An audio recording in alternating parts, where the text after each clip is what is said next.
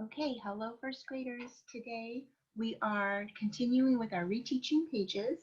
We're looking at reteaching for topic 3 and we're continuing on to sets E through F. So yesterday we did A through D. Today we're doing E through F and we're going to find that on page 219. So if you can grab your book, make sure you're open to page 219. I'm going to show you my workspace so you can see what that looks like. Okay, here we are, topic 3, reteaching. Page is 219. And we're looking first at set E. And so we're going to go ahead and do the same format as we did with yesterday's reteaching pages. We're going to talk about the example together, and then I'm going to go ahead and have you work on the second part independently. Okay? So let's look at the first set of directions. You can choose different ways to add. And so they show three different strategies that we've been working on in this chapter. The first is doubles. The second is near doubles. So you have a doubles plus 1 model, as well as a doubles plus 2 model. And the last strategy that they show is make a 10. Okay, so let's go ahead and this one is just the strategy. So we're going to do number 7 together. The equation that they give you is 8 plus 4. And the direction asks you to find each sum, and circle the strategy that you used. So 8 plus 4, and here are the different strategies. I could use a doubles. Well, if I look at 8 plus 4, it's not a doubles or a near doubles that I can use. Near doubles, no. Make a 10. Now that's a possibility. And then there's also my way. Okay, so an example of my way might be scooping up a bigger number and counting on the smaller number. That's a great strategy as well. Another one might be an open number line, which a lot of you are getting really good at using. So why don't we go ahead and try an open number line? Okay, do that right here. Try it as an example. Now I'm going to use this as an example.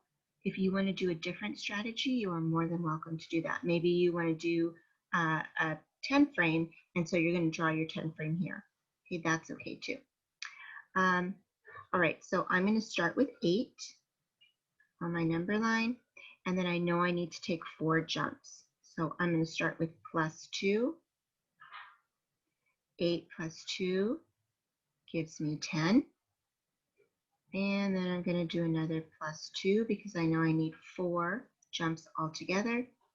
And I end at 12. So now I've started at 8. I've added 4, and I landed at 12. Okay, so my sum is 12, and I used my way. That's what you would circle there. Okay, so you're going to be working on number 8 by yourself. And just remember that once you solve for it, you're going to show which strategy you used. Okay, moving on to set F. Set F says you can write an equation to help you solve addition problems. And then here's the story that they give us. Sean plays in 8 soccer matches. Kiernan plays in 3 more matches than Sean. In how many matches does Kiernan play? Okay, so one thing that I'm always encouraging us to do is to first identify the important information. So I know that Sean plays in 8 matches. That's important to know. Kiernan plays in 3 more. That's important to know. Okay, and then it's also always important to focus on the question because depending on what they ask, you might have to use the numbers in different ways. In this problem, they ask, in how many matches does Kiernan play? Okay, I'm going to go ahead and circle that. Right, and then I'm going to write the equation to match. So I know that Sean played 8. I'm going to start there. And then here's the key word, guys. Kiernan plays in 3 more. Okay, so that tells us we're going to be adding. go ahead and put that plus sign. I know it's 3 more, so I'm going to write my second add-in of 3. And now I'm going to solve. Again, a strategy that might be useful in this equation is to scoop up the bigger number and count on the smaller number. So we can scoop up 8, 9, 10, 11. Okay, my son is 11. Kiernan plays in 11 soccer matches. All right, there we go. Okay, so you are going to work on number 9 independently, where you're being asked to write an equation to solve the problem. Okay, all right. We're going to go ahead and move ahead then. There we go. To this last set,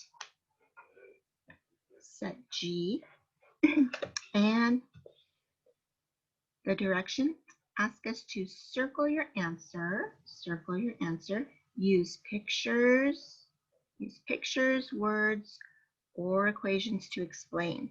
Okay, so number 10. 6 books are on a shelf. Some more books are out of the shelf. Now there are 15 books on the shelf. How many books were put on the shelf?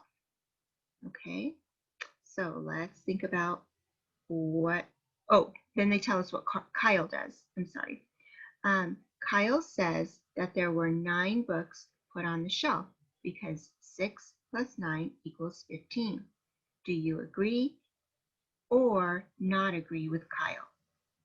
Okay, so there's a couple different things that we need to do in order to answer these questions. The first thing that I want to do is figure out what my important information is and what I would do, or the strategy that I would use in order to solve, and then I can compare that to what Kyle did and see if I agree or not agree. Okay, so the first part says 6 books are on a shelf. Some more books are put on the shelf. I don't know how many more.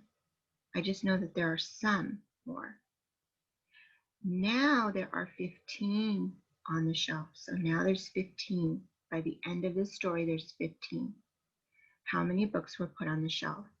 Okay, well, one strategy that we've talked about that's a really good one to use when you know how many there are at the end and at the beginning, but you're missing what was added in the middle, is a parts to whole chart, right? Because I know the whole. I know that at the end of the story, there were 15 books on the shelf, okay?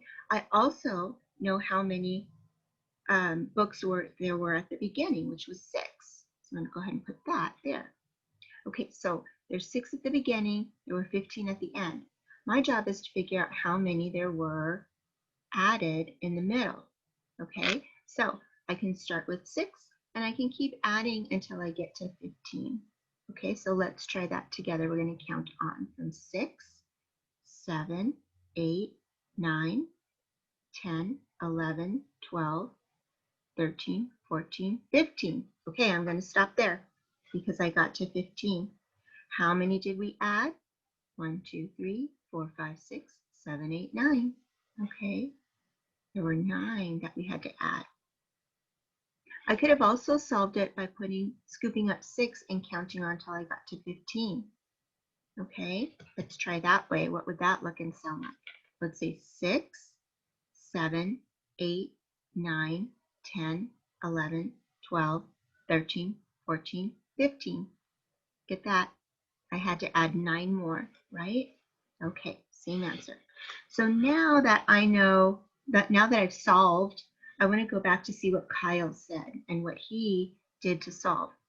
Kyle says that there were 9 books put on the shelf because 6 plus 9 equals 15.